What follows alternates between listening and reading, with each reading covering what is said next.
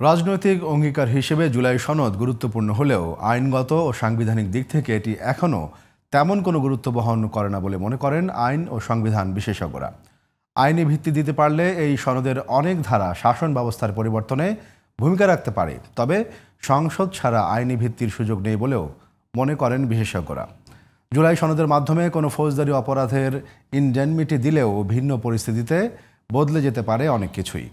আর সনদ নিয়ে আদালতে প্রশ্ন তোলা যাবে না এমন ধারাও টিকবে না বলে জানান সংবিধান বিশেষজ্ঞরা। সাইদুল ইসলামের রিপোর্ট।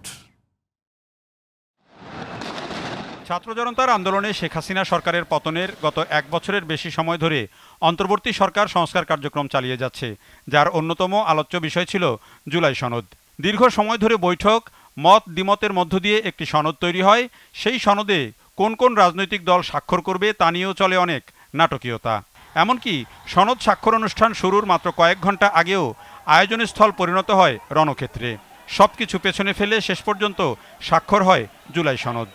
বিএনপি, জামায়াত সহ ২৪টি দল সনদে স্বাক্ষর করে, তবে যারা এই আন্দোলন ও সনদের মূল কারিগর সেই এনসিপি ছিল না স্বাক্ষর অনুষ্ঠানে। আজকে আমরা একটা দীর্ঘ তালিকা নিয়ে এই সনদ প্রণয়ন করতে পারছি। এই সনদকে আইন বিশেষজ্ঞরা দেখছেন একটি রাজনৈতিক অঙ্গীকার হিসেবে। আপাতত এর আইনগত বা সাংবিধানিক কোনো গুরুত্ব নেই বলেই মনে করেন তারা। রাজনৈতিক প্রধান দলগুলো যখন এসে একটা স্বাক্ষর করে তখন একটা কমিটমেন্ট হয়ে যায় জাতির কাছে। সেই ক্ষেত্রে জুলাই সনদের আইনি বাইন্ডিং না থাকা সত্ত্বেও এর একটা গুরুত্ব আছে।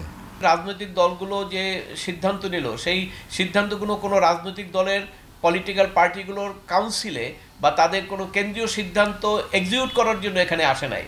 এই ঐক্যমত কমিশনে বিএনপির পক্ষ থেকে রিপ্রেজেন্ট করা হয়েছে একটা টিম এবং অন্য দলেরও টিম।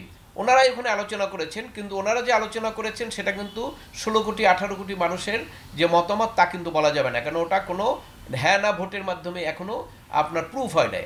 জুলাই সনদকে আইনি ভিত্তি দিতে পারলে কিছুটা কাজ হবে, এজন্য নির্বাচিত প্রতিনিধিদের মাধ্যমে গড়া সংসদ প্রয়োজন হবে বলে জানান বিশেষজ্ঞরা।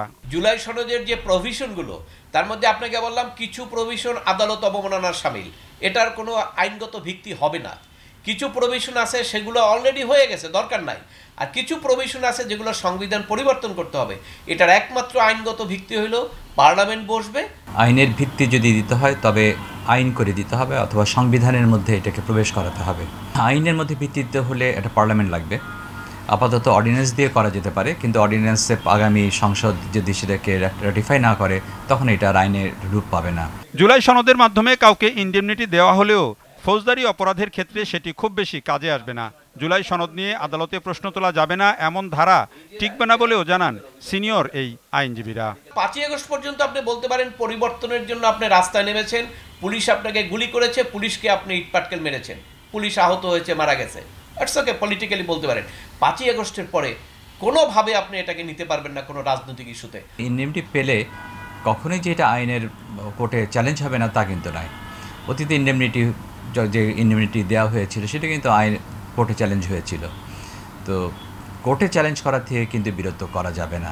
দেশের বর্তমান পরিস্থিতি উত্তরণে দ্রুততম সময়ে নির্বাচন দিয়ে নির্বাচিত সরকারের মাধ্যমে দেশ পরিচালনা করা জরুরি বলে মত বিশেষজ্ঞদের। ওরাও মনে করছিলেন এনসিপি দিয়ে এই সমস্ত বলা থাকতে পারে। Saidul Islam, GTV news, Dhaka.